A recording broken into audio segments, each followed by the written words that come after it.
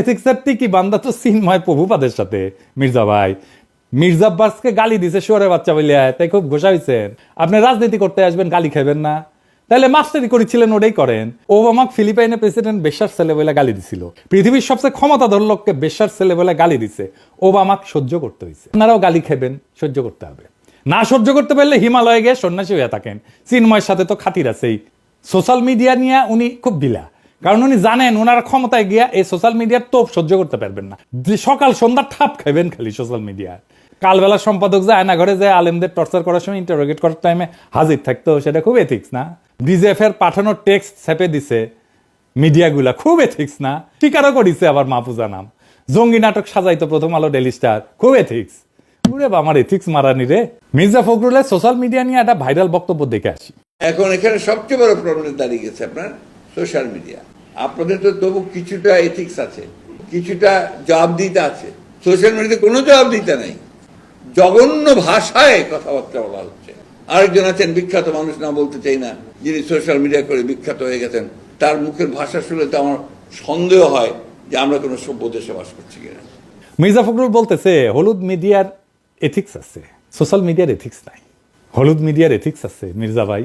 ঠিক, আমরা তো হাসিনার প্রেস কনফারেন্স দেখতাম, তাই না? এথিক্স তো দেখতাম। হ্যাঁ, ওনারা সোশ্যাল মিডিয়ার পাওয়ার দেখেছেন, তাই সোশ্যাল মিডিয়ার মুখ বন্ধ করতে চাচ্ছে। ওনারা দেখেছেন ওনাদের নির্বাচনের বয়ান সোশ্যাল মিডিয়ায় জয় বাংলা করে দেওয়া হয়েছে কয়েকদিনে। আবার কইছেন সোশ্যাল মিডিয়া কুতুব আবিষ্কার হয়েছে। শুনেন, সোশ্যাল মিডিয়াতে কিছু নতুন নতুন, আমি বলি কুতুব আবির্ভূত হয়েছে। মির্জা ভাই কুতুব দেখে ডরাইছেন? আপনারা লড়াই করেছেন না? কইছে শোনান, আবার শোনান। এইটা সে ওরা নাকি লড়াই করেছে বাংলাদেশের স্বার্থ নিয়ে। বিএনপি একমাত্র দল যে প্রতিবার প্রতি বিপদে আপদে এই দেশে তারা রুখে দাঁড়িয়েছে, তারাই সবসময় আপনার সে রক্ষা করেছে বিপদকে। গপ্প মারান, দেশকে উদ্ধার করেছেন, গপ্প মারান। ছাত্ররা রুখে না দাঁড়াইলে আমাদের আজটাও শুনতে হইতে ঈদের পরে তীব্র আন্দোলন গড়িয়া তুলব। সারা দেশের মানুষ আপনাদের দিকে তাকাইছিল। 2018 সালে নির্বাচনে গেলেন, ন্যূনতম প্রতিরোধ গড়ে তুলতে পারলেন না আওয়ামী লীগের বিরুদ্ধে। পিটাইলো, মাঠ ছেড়ে পালাইলেন আপনারা। 2023-এর 28 অক্টোবর প্রাণের ভয়ে রুখে দাঁড়াইতে পারেন না। আপনার দলের নেতা মির্জা আব্বাস বলতেছে আবার এখন হারকিউলিস হয়ে গেছে মির্জা আব্বাস, প্রাণের ভয়ে দাঁড়াইতে পারে নাই। আপনার দলের কর্মীরা জান দিছে, গুম হয়েছে, জেলে গেছে, দেশ ছাড়া হয়েছে। আপনারা আরামেই ছিলেন, নেতারা কিচ্ছু করেন নাই, কিচ্ছু করেন নাই। 5ই মে হেফাজতকে ফেলাইয়া রেখে চলে গেছেন। ভুলি নাই এই বিশ্বাসঘাতকতা। আপনাদের কথা ছিল আপনারা খালেদা জিয়ার নেতৃত্বে অবস্থান নেবেন। ম্যাডাম খালেদা জিয়া খাবার দাবার কাপড় চোপড় নিয়ে প্রস্তুতি নিয়ে আসছিলেন, আপনারা ম্যাডামকে ফেরত পাঠিয়ে দিচ্ছেন। ওই 5ই মে হাসিনার পতন হয়, যদি আপনারা ওনাদের না ফেলায় চলে যেতেন। কোনোদিন সরি বলেন নাই। মানুষজনকে গণহত্যার মুখে ফেলায় চলে গেছেন, আজ আসছেন কুতুব বলতে।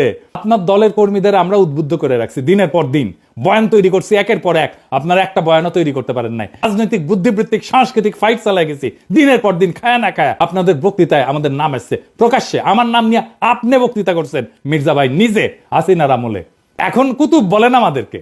পরিবর্তন কখনো কারোর জন্য অপেক্ষা করে না, বুঝছাও? সময়ের স্রোতে সবকিছু বদলায়। আপনার মতো যাদের মেরুদণ্ড ভেঙে গেছে ইন্ডিয়ার সামনে দাঁড়ে, তারা সেটা মেনে নিতে পারে না।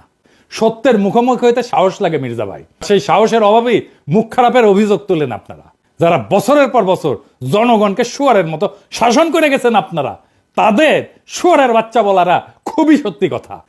মুখ খারাপের দোহাই দিয়া সেই বাস্তবতাকে মুছে ফেলা যায় না মির্জা ভাই। নিজেদের তৈরি আরামের দুনিয়া ধৈসা পড়ছে, কারণ সাধারণ মানুষ আর ভণ্ডামি মেনে নিতে রাজি না। সমাজের মুখ বন্ধ করার দিন শেষ। এখন শুয়োরদের আয়নায় নিজেদের মুখ দেখতে কষ্ট হয় আপনাদের। এই চিৎকার করে বলেন মুখ খারাপ, মুখ খারাপ। আর রাজনৈতিক কথাবার্তায় পরিবর্তন আসে না। 70 দশকের মঞ্চ কাঁপানো কথায় পরিবর্তন আসে না। এখন সময় কাজ কইরা দেখানোর, সমাধান দিয়া দেখানোর সময়। আপনাদের সময় আসছে এই পরিবর্তন মাইনা নেওয়ার। ক্ষমতা, দম্ভ আর ভণ্ডামি দিয়ে আর কতদিন টিকবেন? পরিবর্তনের হাওয়া চলমান। রুখে দাঁড়ানোর সাহস যাদের আছে, তাদের কণ্ঠ চিরকাল উচ্চারিত হবে। এই চিৎকার, এই আর্তনাদ, এইটাই সেই ভেঙে যাওয়া দুনিয়ার প্রতিধ্বনি। আর এই প্রতিধ্বনি বলে দিচ্ছে যে পরিবর্তন অবশ্যম্ভাবী। আপনাদের দম্ভের গম্বুজগুলো একে একে ভেঙে পড়বে। এইখান থেকে বেড়ে আসবে এক নতুন বাংলাদেশ, যেখানে সত্য বলার সাহস কেউ কোনোদিন হারাবে না। আপনাদের সামনে সত্য উচ্চারিত হবে মুখ খারাপ দিয়াই। ইনকিলাব জিন্দাবাদ।